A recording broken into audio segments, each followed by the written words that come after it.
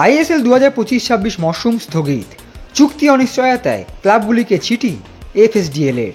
2025-26 মরশুমে Indian super league আদৌ হবে কিনা তা নিয়ে তৈরি হয়েছে বড় প্রশ্নচিহ্ন। আকাশবাণী কলকাতা, শুরু হচ্ছে মহিলা মহল। উপস্থাপনা ও প্রযোজনায় বেলা দে। ফুটবল স্পোর্টস ডেভেলপমেন্ট লিমিটেড অর্থাৎ এফএসডিএল একটি চিঠির মাধ্যমে ক্লাবগুলিকে জানিয়েছে আপাতত নতুন মরশুম স্থগিত রাখা হয়েছে।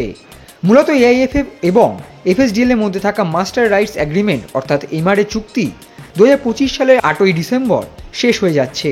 এই চুক্তির ভবিষ্যৎ এখনও অনিশ্চিত। সাধারণত সেপ্টেম্বর থেকে এপ্রিল পর্যন্ত চলে আইএসএল এর মরশুম।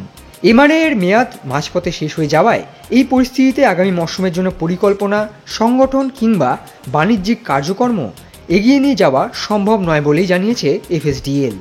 এফএসডিএল এর তরফে জানানো হয়েছে, কয়েক মাস আগে থেকেই চুক্তি নবীকরণে আলোচনা শুরু হলেও এখনও পর্যন্ত কোনো নিশ্চিত সিদ্ধান্তে পৌঁছানো যায়নি।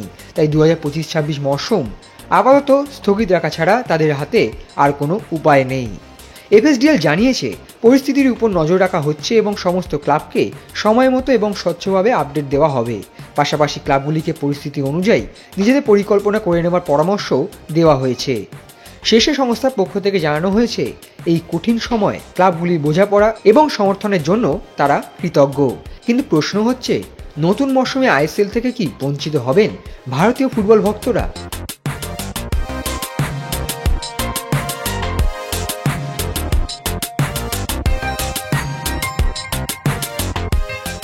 Extra time.